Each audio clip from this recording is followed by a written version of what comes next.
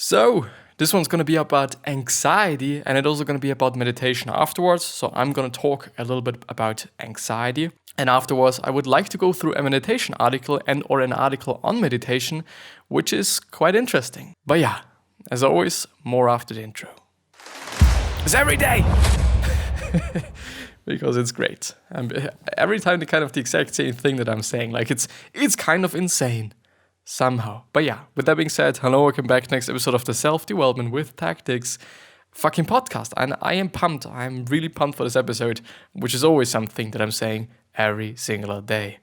But it actually is the case, you know? It actually is the case, even though on some days like it is today, or some days like today, where I didn't really know what I should be talking about before I actually kind of started the episode. Like, I kind of knew, okay, I'm going to go through the article, and then I've also just searched up an article on anxiety because I do really want to talk about anxiety. But yeah, it is complicated. If you do actually want to listen to this episode, you know, just because I am always assuming that you are just here on YouTube watching this episode or actually viewing this episode, but you can also totally listen to it, you know, which is, at my point of view, maybe more effective for you. And this totally depends on who you are and how you learn and all those things. And at my point of view, it is definitely way more efficient. Since you're able to do something simultaneously, you're able to do something besides listening to the podcast. It is just really efficient. And this is also one of the reasons why I've actually had an episode on this, and why I believe that the whole voice thing and the whole listening thing, as it is with podcasts, as it is with voice devices and whatnot, that I think that this is going to be the future since it is so fucking efficient. So please go down into the description and check out the link to the podcast, and this link should lead you to a site where you can choose where to listen to the podcast on, because it is on Apple Podcast, Spotify, and so on and so on. But yeah, as I said, let's talk about anxiety. I've been seeing that a lot of people are struggling with anxiety, and I mean, like, which is something that really pops into my head right now. A lot of people would blame social media, would blame just media in general, all the things that we are surrounded by nowadays. And I do just have to say, I do never ever believe that social media is some sort of a reason why our life quality isn't as high as it was just before social media. Especially also because I know through data some sort of, because I've looked it up and because I've also just been seeing and also hearing Gary Vee saying it, and just because of that I've been like, well, is it actually the case? But like, our life expectations are way better and way higher than they have been just ever before, which is something interesting. And I don't know, I mean, if just social media would be such a great harm for us, then it would also kind of harm our lives some sort of, or kind of reduce our life expectations. But it is totally not the case. Like, as I said, the life expectations are as high as they have never been before. And we just really have a pretty good life, especially those people in the first world countries. But I would also argue that those people that are not living in a first world country are also having it better than just, I don't know, a decade ago. I really believe in that. But let's get back to anxiety.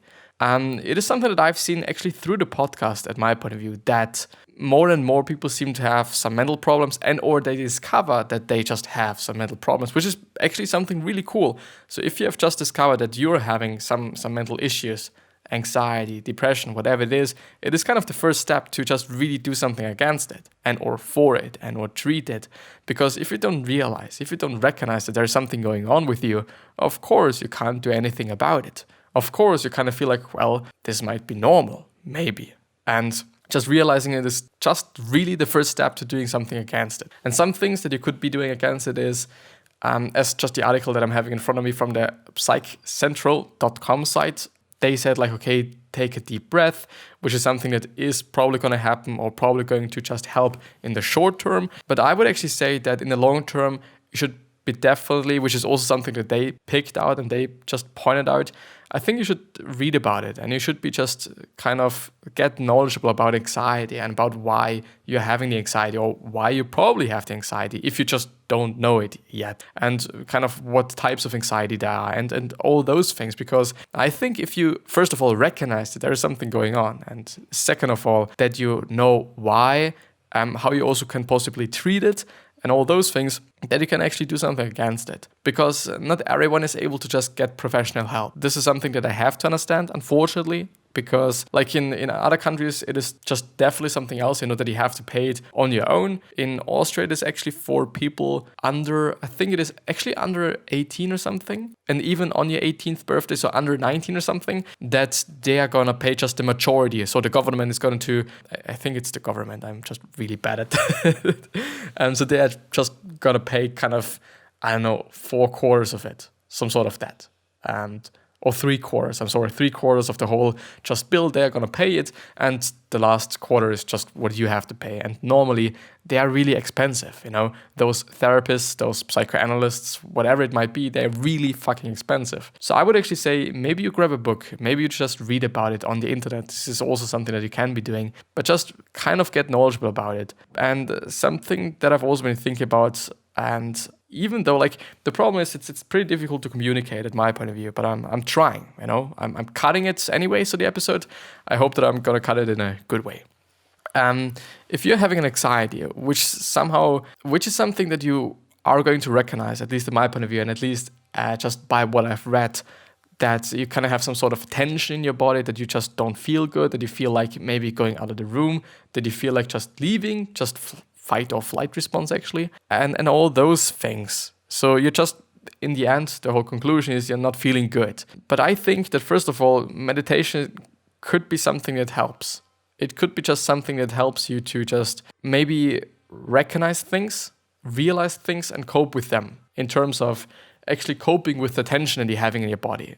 That you're able to calm yourself down by, which is something that I already pointed out, taking a deep breath as well.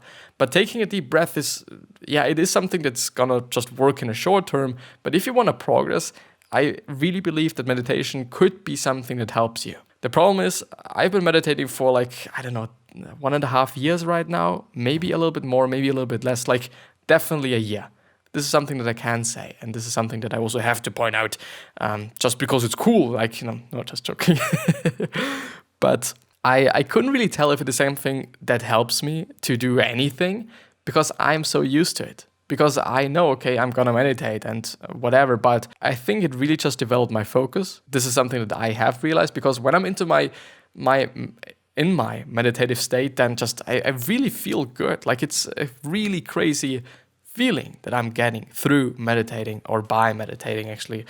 But I don't know, I think this would be definitely something that also can help. And also something like perspective, I would say. Perspective, and maybe just understanding yourself and not trying to understand yourself. Because I believe that if you judge yourself, and if you're really kind of not really happy about yourself because you're having the anxiety, because you're not feeling good because of certain triggers, because of certain things that happen in your life and whatnot, I wouldn't necessarily say that this makes anything better. If you then just are unhappy about being unhappy, basically, and you're feeling bad for feeling bad, which is, I think, nothing that's too unrealistic and nothing that's too kind of thin air-like. I do really believe that there are definitely going to be some people that are kind of feeling that way.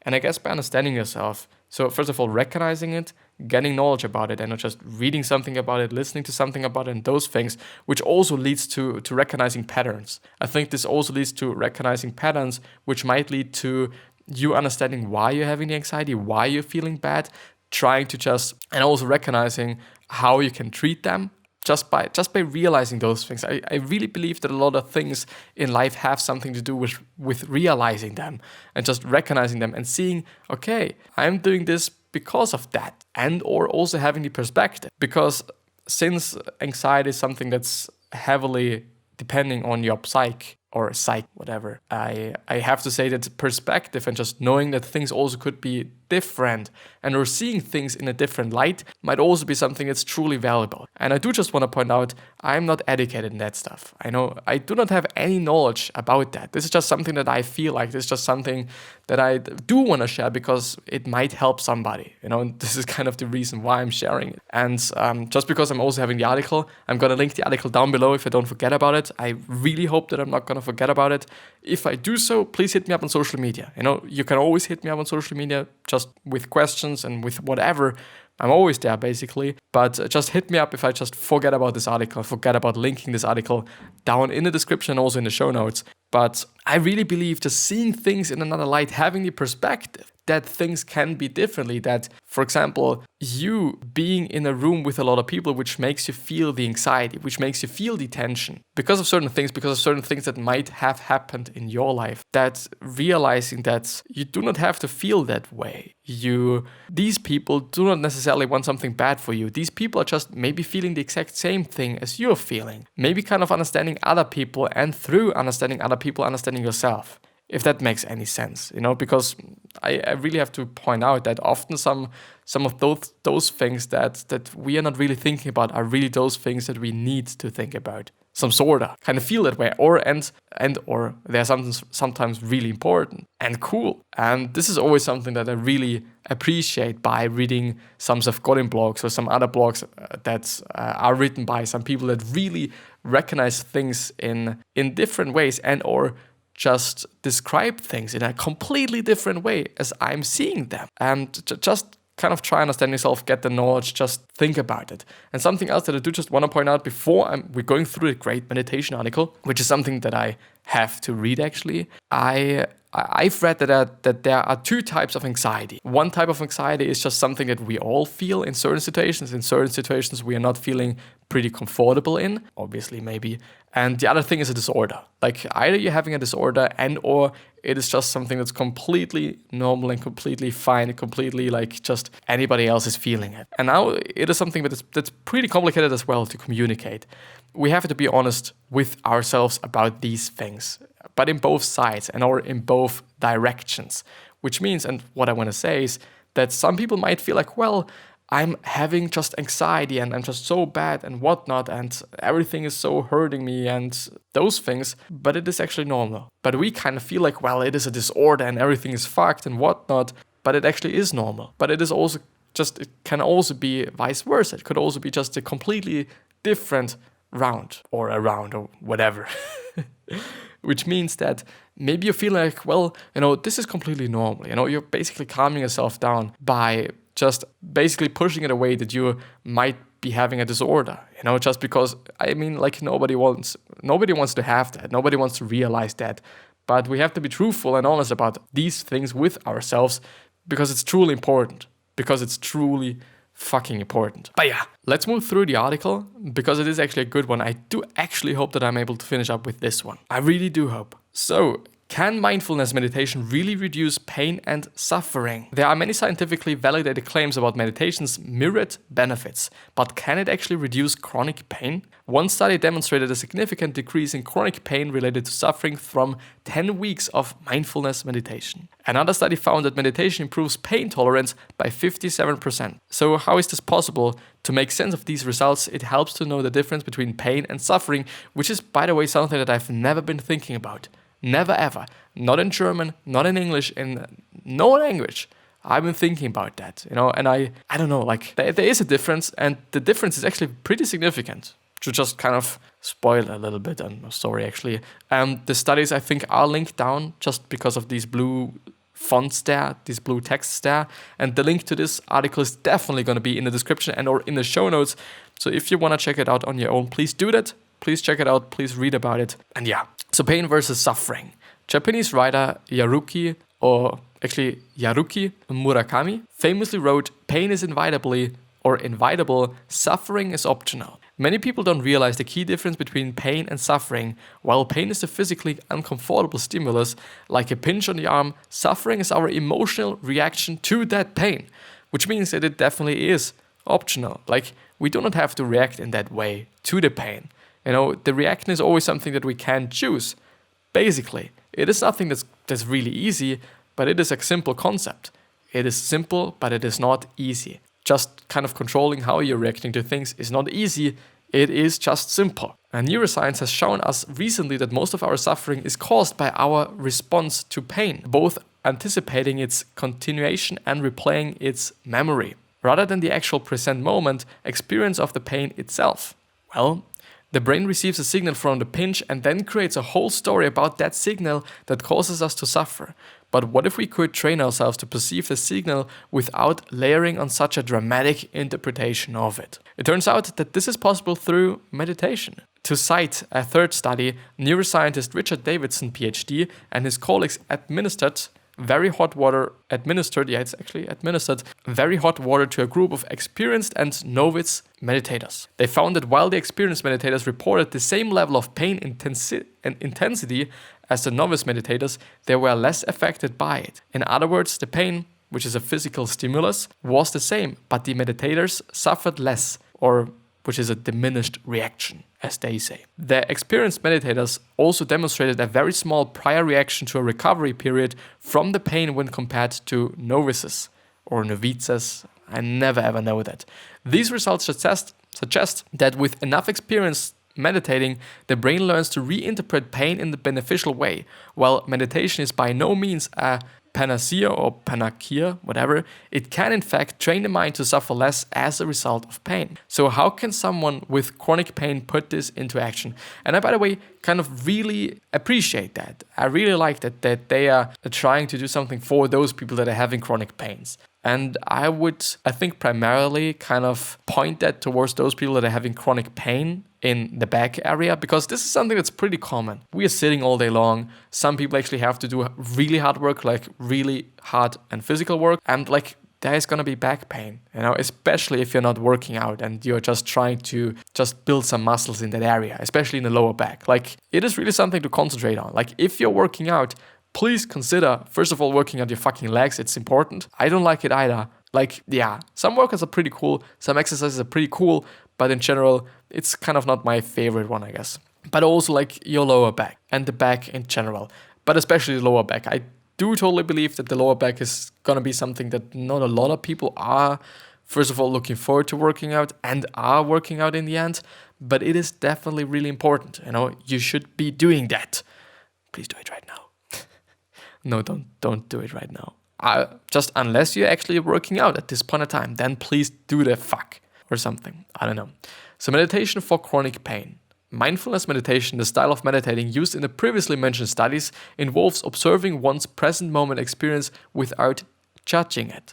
You can practice this by sitting still with eyes open or closed and just carefully noticing your experience in each moment without getting lost in thoughts.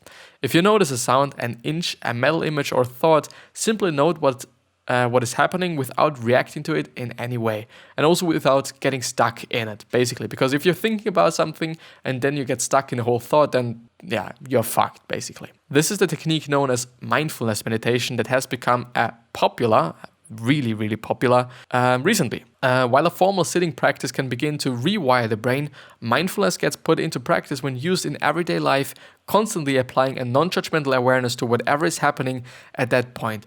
And this is kind of also what I've been thinking about in terms of seeing things in a different light and seeing things in a different perspective, which maybe can really help with anxiety. Like it is just something that I'm thinking about, because we often kind of make everything worse by assuming that things are a certain way even though they are not. Because we feel like, okay, those people want something bad for us just because we kind of feel that way, because we are basically judging them in another way, but also because we can't see it in a different light, because we maybe do not have the perspective, maybe because we can't imagine it being differently. And it is totally something that we can practice. It is totally something that we can just choose to do. And I do think we do just have to build the proper awareness maybe, and just kind of, it's like a muscle, I would say, kind of. I wouldn't necessarily say, even though I kind of believe that this is something that I have been able to develop, but I wouldn't necessarily say that, I don't know, I do just kind of do not want to put myself into such a spot saying like, okay, I'm the best, I figured it out and whatnot, because I don't know if I have. But just think about things that fuck with you in a different way.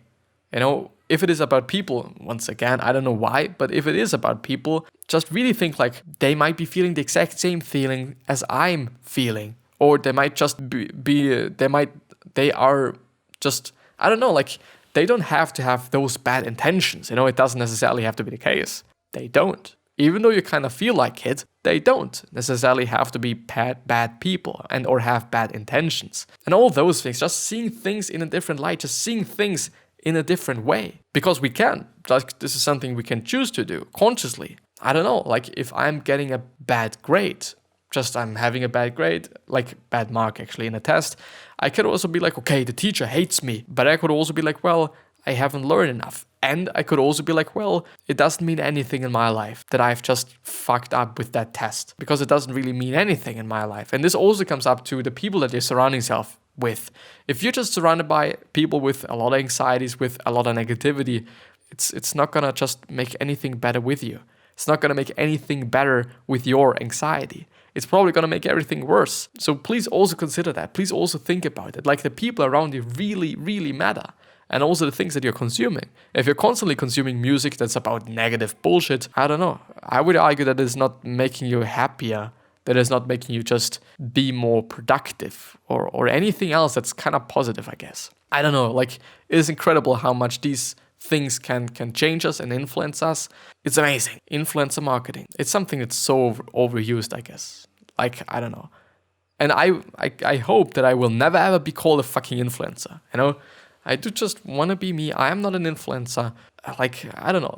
Maybe it's just because of the connotation that the word influencer has, since I do not want to necessarily say that a lot of people have misused it, if this is a word. I don't know. But let's actually finish up with the article. In a world in which pain is inevitable, as Murakami wisely put it, we do have the ability to change the mind's attitude, whether faced with chronic pain or just the wear and tear of daily living. And this one is by Liam McClintock, founder of fitmind.co, received the BA, which is a Bachelor of Arts, from Yale, and worked in financing. I don't know. Could also be something different. I'm really not educated in that space, not particularly. I worked in finance before traveling to Asia to study meditation full time. He was diagnosed with OCD and ADHD as a child and overcome these disorders primarily using his meditation training. Liam is an RWRYS certified meditation instructor and in Vipassana Insight Meditation, which is pretty cool. Get the book by Aaron Falcona. But yeah, so as I said, the article is going to be down in the description. It is from the Pick the Brain, I think it's .com site. It's a pretty cool site. It really is a pretty cool site. But I do just want to go through a last Reddit thing. Would be nice. Please just let me go through. So this is just what I've been thinking about. I unfollowed people that make me mad. Yeah, that's right. I unfollow those mean girls. I don't need their self-pity, negative and toxic habits. They ignore me.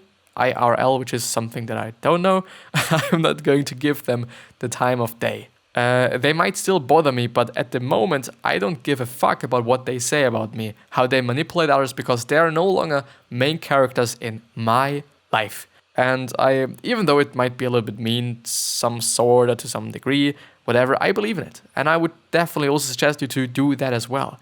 Just unfollow all the people that you actually do not really like.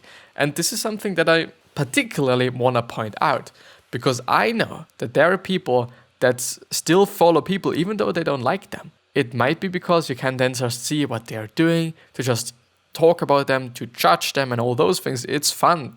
Not for me some sort of, but I can assume and I can understand that it is fun, you know, especially if you don't like a certain person, then talking about them behind their back, all this shit, you know. Don't do that. You know, it's just a waste of time. It's just a waste for your time, of your time. You can do something really nice in that time. You know, you can actually be doing something that helps other people. And yeah, with that being said, I really do hope that I have been able to help you with something. Maybe with your anxiety, maybe with something else, maybe with the whole meditation thing that I just read and that I was presenting. I hope. Even though I kind of feel like that the first part wasn't as good, just because I wasn't really into the whole topic, because I didn't really know too much about the topic. But I don't know, like I thought about talking, you know, but I'm always then consciously trying to not talk about something just for the sake of talking about it, which might not necessarily be true, even though I'm really easily sliding into it. But I'm really consciously trying to not do that, because it doesn't make any fucking sense. So to just kind of recap everything that I think is truly important, if you're having anxiety, realize it, name your anxiety if you're actually having disorder or if it's just something completely normal. Read something about it, because it is, at least at my point of view, always something. It's really nice to just know what's wrong, know why it could be wrong, and just know how you could be treating it. And then something that it's pretty hard to communicate and also pretty hard to just do. Try to think about things in a different way, which should calm you down. You shouldn't be thinking about them in a negative way. Like the whole mark thing. Like if you're getting a bad mark, it is totally not going to be the end of your life. It doesn't mean any shit. And this is something that you have to realize and you have to see and have the perspective for, I guess. And it's going to calm you down. Also with people and also with height, for example, because you're not going to be in great heights without being secured in any way. And just realizing that and putting that in perspective. By the way, I'm just really feared of heights. Like, I don't know. It's just something that I do not like. Maybe this would be a great experiment for me to just try to do that. But I, in general, think I really hope that it somehow can help, because I kind of feel like that it could help with anxiety, but it definitely could also help. And also critical thinking, by the way. But it also just could help with life in general, just seeing things in different lights and maybe just seeing things in the real reality and not the reality that you're trying to make up for yourself, because we sometimes do that. But yeah, I wish you the best health of happiness and also success, and I also hope that you're going to remind yourself when you're going to be remembered, which basically means your legacy, which means that you can just be a nice person than being remembered as a nice person. 3 other questions that I hope that you're going to ask yourself are: why are you here? What are you trying to change? And what is bothering you the most? These 3 questions are hopefully going to show you your purpose and maybe even a business idea, since a lot of businesses started out with just solving something that really pissed them off. Just in the end. But yeah, I wish you the best. I hope you're going to subscribe to the podcast and also subscribe to the YouTube channel. It would really mean a lot to me. But I don't know. I actually I don't care about that too much. I really do kind of hope that I was able to communicate something in those 30 minutes, which is actually quite some time. If you're watching the episode, if you're listening to it, I kind of feel like it's not too much, to be honest, because you can do something simultaneously. It's more efficient. But I do just hope that I was able to kind of do something that helped somebody. Like, to really be honest, and without being just something, I don't know, like, don't subscribe to me. Just do something about the things that I've been talking about. I would just appreciate it more. I see you the next time. I at least hope. Or actually, I do not hope. Just do something great. Unless you need something, then find someone. Doesn't necessarily have to be me, but find someone or something, some sort of content that helps you. I'm gonna see you nothing. Bye. Have a nice day. And have a nice day.